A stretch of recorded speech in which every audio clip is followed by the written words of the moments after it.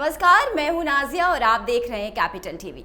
सोचिए आपका नाम इमरान, अब्दुल्ला या आमिर है और आप पाकिस्तान में रहते हैं। निश्चित रूप से ऐसा कभी नहीं हुआ होगा कि अनजान लोगों से पहली मुलाकात के दौरान अपना परिचय देते समय आपको सोचना पड़ा हो या आपके दिमाग में ये सवाल आया हो कि पता नहीं सामने वाला इंसान मेरा नाम सुनकर क्या प्रतिक्रिया देगा।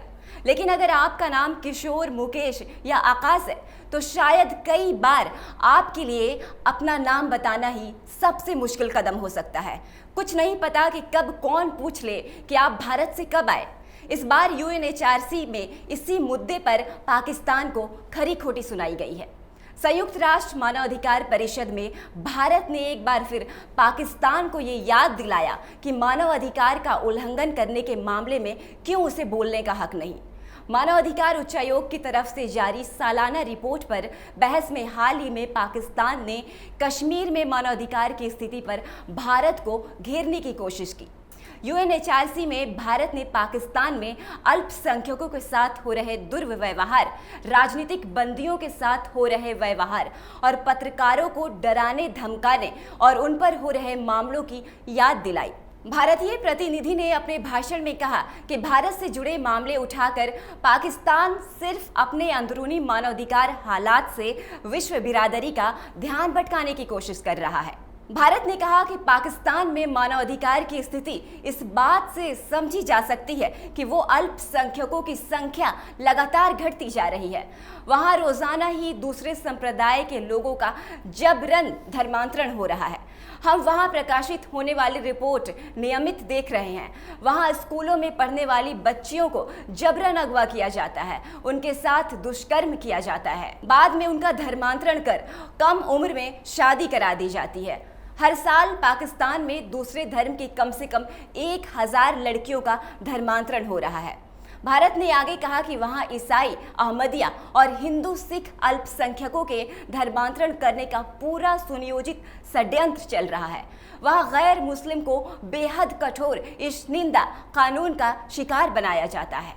इसके अलावा आपको बचपन और जवानी के कई साल एक ऐसी पीड़ा से भी गुजारना पड़ सकता है जब आपको हर दिन अपने हिंदू होने पर पछतावा होगा। इन सब का संभावित परिणाम ये भी हो सकता है कि धीरे धीरे आप अपने आप को हीन, असहाय और मजबूर महसूस करने लगेंगे।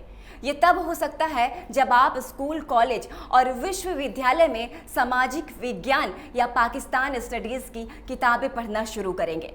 लेकिन इन किताबों में ऐसा क्या हो सकता है जो हिंदुओं के लिए अपमानजनक है?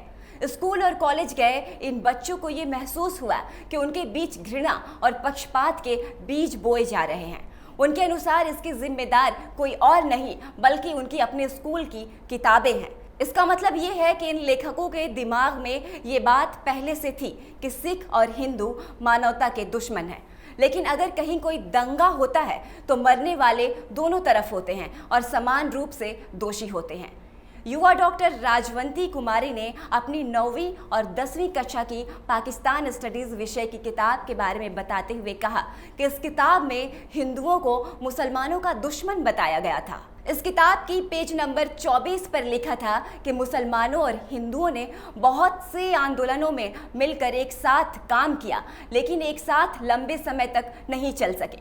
हिंदुओं की मुसलमानों से दुश्मनी सामने आ गई थी। इसके अलावा आए दिन पाकिस्तान में अल्पसंख्यकों की हत्या कर दी जाती है। भारत में पाकिस्तान में सरकारी एजेंसियों की तरफ से गायब किए गए लोगों के मामले भी उठाए।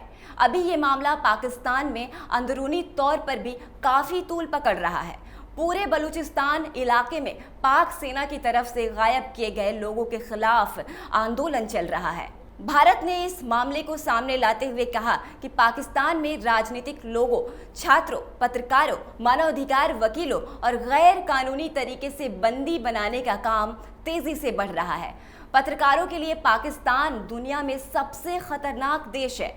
अंत में भारत ने आतंकवाद को मानवाधिकार उल्लंघन का सबसे बड़ा कारण बताते हुए कहा कि पाकिस्तान अभी भी आतंकवाद को एक सरकारी नीति के तौर पर बढ़ावा दे रहा है। वो अभी भी दुनिया के खूंखार आतंकियों को पेंशन देने का काम करता है और उन्हें अपने यहाँ शरण देता है। यही सही समय है कि पाकिस्तान को आतंकी वारदातों में मदद पहुँचाने के लिए दोषी ठहराया जाए। पाकिस्तान जिस तरह का बर्ताव अल्पसंख्यकों के साथ करता है, मानवाधिकारों की धज्जियां उड़ाता है, ऐसे में UNHRC जैसे मंच पर भारत का पाकिस्तान पर हमला करना बिल्कुल सही है। पाकिस्तान को ये याद दिलाना जरूरी है कि वो जिस तरह से हिंदुस्तानियों के खिलाफ नफरत फैला रहा है, वो बात किसी से छुपी नहीं है और जल्द ही उसे अपनी इन करतूतों की जवाबदेही भी देनी होगी। फिलहाल के लिए बस इतना ही। देखते रहिए कैपिटल टीवी। अगर आपको हमारा वीडियो पसंद आया हो तो इसे लाइक करें, हमारे चैनल को सब्सक्राइब करें और हाँ, बेल आइकन दबाना ना भूलें ताकि आप तक हमारे वीडियो की नोटिफिकेशन पहुंचती रहे। आप अपना सुझाव हमें कमेंट बॉक्स में दे सकते हैं। हमारे साथ जुड़ने के लिए शुक्रिया।